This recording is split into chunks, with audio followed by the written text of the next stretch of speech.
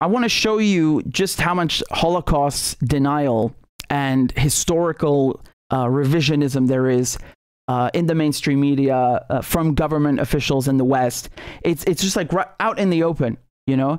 So you had the anniversary a few days ago of the Babyn Yar massacre, okay? So this was in Ukraine during World War II, and Blinken, the U.S. Secretary of State, wrote this. He said, quote, 82 years ago, Nazis murdered 34,000 Jews at Babyn Yar. Soviets buried this history. Soviets buried this history, which today Putin's government manipulates to provide cover for Russia's abuses in Ukraine. The United States is committed to justice for Holocaust survivors and accountability for atrocities. Okay, I mean, I don't even know where to begin. He says that Soviets buried this history. Dude, the Soviets are the reason that you and I know about this history. The Soviets are the ones who liberated Auschwitz. They even kindly asked the victims in the camps if they could step back inside the huts for a second so they can film and document what is happening and what had happened at Auschwitz. To show like how, you know, just horrific it was. They made sure, the Soviets made sure to document this, because remember, if you look at the victims in the Holocaust, the 6 million, 3 million of them are Polish, and I think it's Putin who said this, that, you know, the bulk of them were citizens, you know, of Russia. So his point is ludicrous here, that Blinken says the Soviets buried this history. No, they didn't. It is literally the complete opposite. And when I say Auschwitz, I'm giving you one example. It's actually the Soviets are the ones who reached Berlin first. Okay, do I have to remind people of this? So, you know, a lot of the concentration camps they had liberated along the way, and they documented all of these crimes against humanity. And so, I would expect better from the U.S. Secretary of State, and especially Blinken, who is Jewish, and I think his stepfather is Polish and survived the Holocaust. So, you know, I would expect him to know better. I would expect him to tell the truth. This is not correct that the Soviets buried this history. What a load of rubbish. On the contrary, and also he says that the Nazis murdered 34,000 Jews at Babyn Yar. Yes, it's correct, but they also murdered other people who were not Jews necessarily. People who were maybe from Poland, communists. They rounded up all the people that the Nazis hated. And another key factor here that he's not telling you, I love the irony, right? Like, he's accusing the Russians of burying the history when he's actually doing it. Ukrainian Nazis are the ones, they were key perpetrators in this massacre. They helped the Germans carry out this massacre. And I'm going to show you this testimony from one of the guys who survived this, and you can hear it from him. All right? Октября 1941 года было объявление дано по всему Киеву, чтобы все евреи, не только киевляне, а живущие вокруг Киева, собрались все в районе еврейского кладбища. Это в конце улицы Дегтяревской и Сирецкой. Значит, с собой иметь теплые вещи на 2 недели, дорогостоящие предметы, как золото, серебро, бриллианты, деньги и дорогостоящие меха. Вот с этим объявлением евреи народ очень такой исполнительный. Все мы явились к 8 утра к Бабьему Яру, то есть к еврейскому кладбищу, а за еврейским кладбищем было Бабий Яр, так называемый. Но когда мы подошли к еврейскому кладбищу, там лежало 3 доски, мы должны были переступить эти доски. У меня, правда, был мешок с этим самым сухарями. Там нужно было доску перейти. И в это время не немцы, а украинцы, украинские националисты, они мерзавцы, между прочим, уникальные. Западные украинцы? Да, но это в основном были, они же с немцами пришли в Киев. Пришли с Запада? Да, до Западной Украины, конечно. Они сорвали с меня наволочку, в которой были сухари. И в это время я увидел страшную вещь. Страшная картина. Пока я еще стоял на доске, я увидел, как немец вырвал у старика, еврея, на руках был внучек. А этот еврей, старик, он снял штаны, но он еще был, извините, в нижнем белье. И он у него вырвал этого ребеночка и вынул зайтенгевер, называется по-немецки, штык, и одел его на штык. И этот старик обезумел и бросился к этому немцу, схватил его за глотку. В это время подошел один офицер, и этого, не знаю, кто он там, младший командир, немец, он ударил его по физиономии. Это очевидно не потому, что он защищал евреев, потому что он хотел его предупредить, что он делает, ведь сзади евреи же видят все.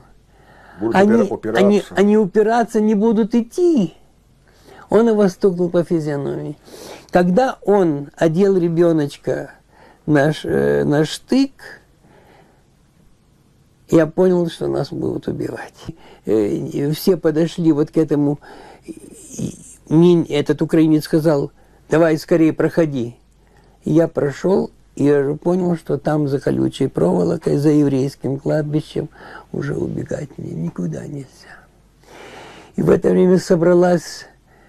Там очень много было евреев. Кстати, у нас, я уже поздно вечером пришел, нас не раздевали. Я был в одежде. До этого, за час, за два всех раздевали. Совсем раздевали? Да, совсем. Даже такой маленький мальчик подошел к немцу и говорит: дяденька, я не могу... Успокойтесь, Давид. Дяденька, а чулки нужно тоже снимать. А ребенку 6 лет или 5 лет. Понимаете, он немца спрашивает, или чулки снимать надо. В общем, короче говоря, там была группа 100 человек, и еще 100 человек, которые голые мы уже одетые были.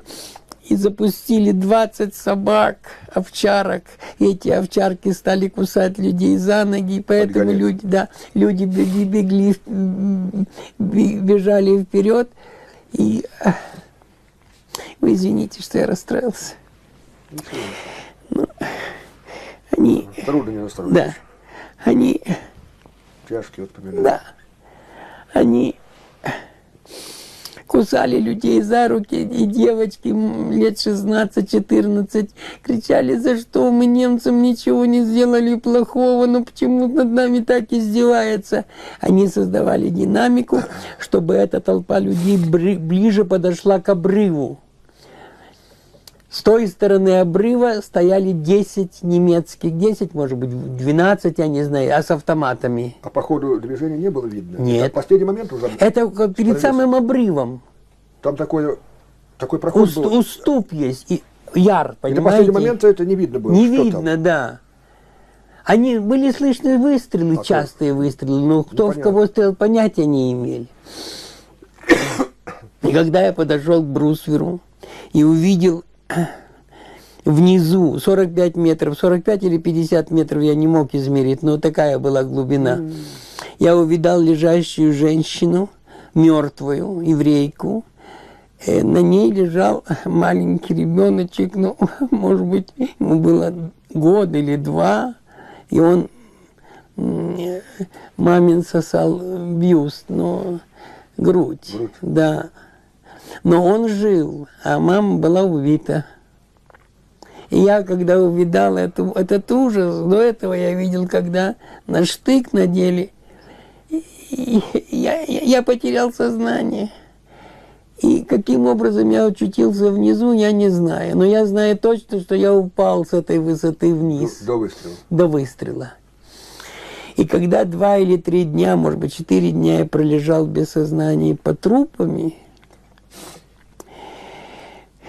спустились немцы, группа немцев, и стали достреливать тех, которые были раненые, которые еще стонали. Не каждого попала же пуля. Они проверяют. Да, кто стонал, того не достреливали. Такой был пистолет у них, вот здесь я в Яд Вашеме видел, парабеллум называется. Они из этого очень... Многозарядный. Да, да, да. Ну, такой немецкий именно пистолет. И они достреливали вот этих всех евреев, которые еще жили. И один немец стал мне на ноги. И он потому что же не знал, что я жив. И я очнулся. От потери сознания я пришел в себя. И я, чтобы боль заглушила мой крик, я укусил себе за палец. Вот за этот палец. Боль была ужасная. Страшнее была смерть. Я же знал, что я приму после крика, я приму смерть. Ну, так я 2 или 3 суток потом пролежал по трупам, и на мне еще было 2 слоя трупов. Я когда вышел через Петропавловский тупик на Куреневку, я был весь в крови. Они были ранены, и кровь на меня сочилась. Не засыпаны еще было? Нет, они засыпали только через 2-3 дня. I mean, I don't even know what to say about that's hell. That's hell. And the Ukrainian Auxiliary Police, which was, you know, a unit created to serve the Nazis, helped round up Ukrainian Jews for this massacre and others like it. And the 14th Waffen-SS that you know, they were celebrating in the Canadian Parliament is another example of, you know, a unit of Ukrainian Nazis that are today being normalized by the mainstream media and also by politicians in the West. And I'm not going to tolerate this. I'm sorry, because there are too many people who went through this kind of crap, this hell, like you saw this man recall, and also the death toll of the Soviet Union. I mean, 27 million people, just so today we can have politicians like, you know, Justin Trudeau, who honor a stinking Nazi and then pretend like, oh, it was a gaffe, and then the next morning they just go right back to giving Nazis in Ukraine weapons and trying to whitewash these scumbags like they did with Daesh and Al-Qaeda in Syria, trying to whitewash you know, these terrorists and tell you, oh, these are just like, they're freedom fighters who are you know, they're just trying to bring democracy and get rid of Bashar al-Assad, the big bad meanie dictator. Go to hell with this childish nonsense. You know, it's insulting. It's really insulting. And the Speaker of the House of the, you know, in a parliamentary system, right? So like we have in England, the Canadians have the same thing. They have a Speaker in the House, and he actually resigned after this scandal. And well, I mean, I think it's the least he could do. He only resigned not because he regrets it, but because people realized what he had done. And, you know, this guy was happily reading out the statement, right? Like saying that, oh, Hunka is, you know, a brave Ukrainian who fought against the not Nazis, Russians in World War II. What? Look, man, if you're fighting the Russians in World War II, you're a Nazi. This is as easy as putting 2 and 2 together, okay? This is very simple to work out. You're the goddamn Speaker. How, you know, he was grinning. You know, I swear, it looked like some movie. It looked like some Twilight Zone episode. And I heard, I couldn't confirm this because the post is gone, so I don't know if it's 100% true. But listen, I heard that Trudeau actually met with this Ukrainian Nazi, the 96-year-old. So in addition, right, to them applauding and giving him a standing ovation in the House. And this is actually his granddaughter who had posted the photos online on Facebook and said, oh, we're about to meet Trudeau and I'm so happy and excited for my grandfather and all these things. And Trudeau is lying now and saying that he never met him. Probably, it's probably true, and he's probably lying to save his career, right? And he let the speaker take the fall. That's the thing, though.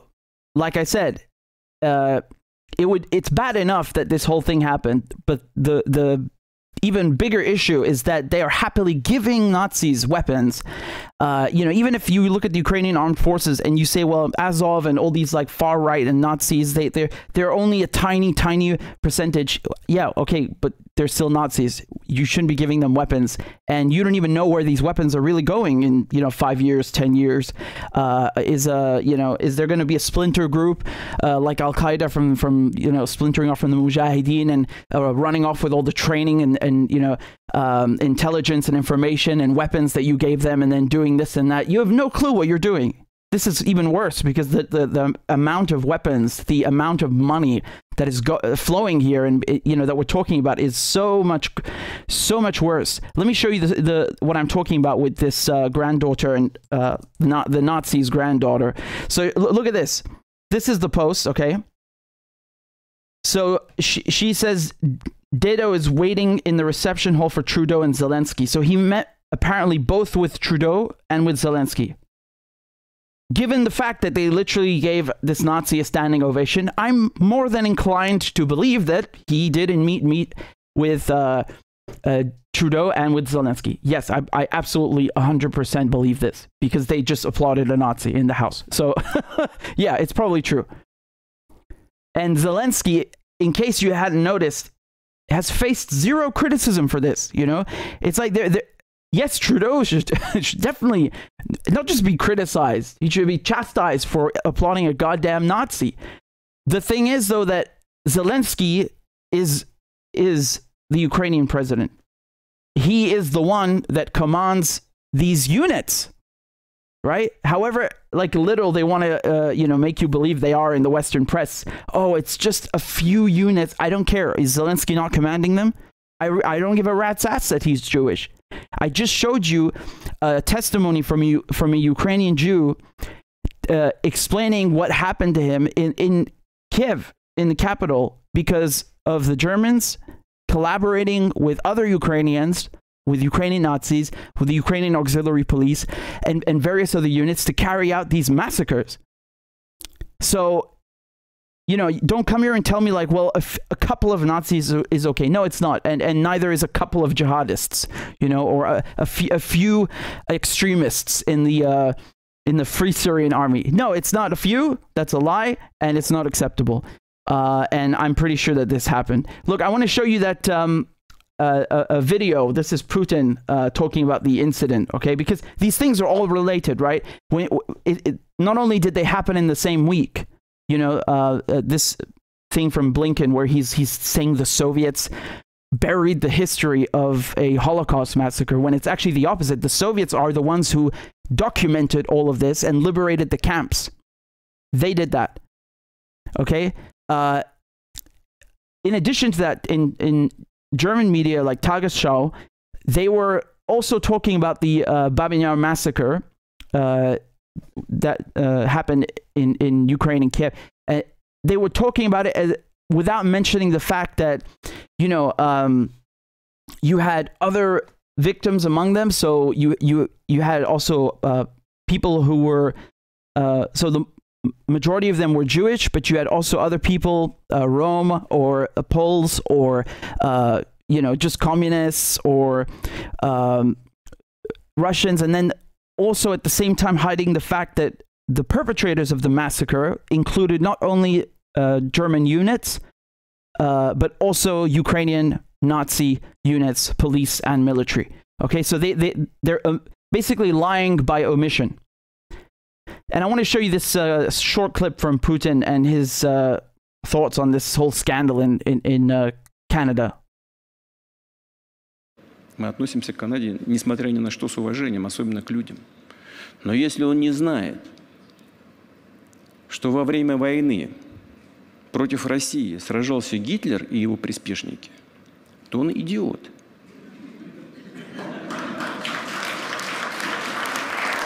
I think that, он, значит, просто в школе не учился.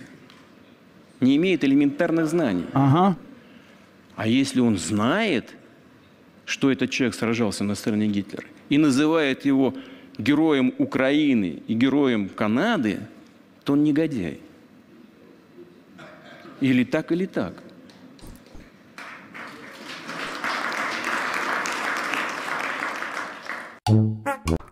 Geroim. Okay, I guess that means hero in Russian. Just learned a new word. In any case, I wholeheartedly agree with this assessment. And, you know, I came to the same conclusion. These people are either pig shit ignorant, which is scandalous. It is scandalous that you could be the Prime Minister of Canada or the Speaker of the House and not know that your own country fought against the Nazis and alongside the Soviets in World War II. How can you not know this?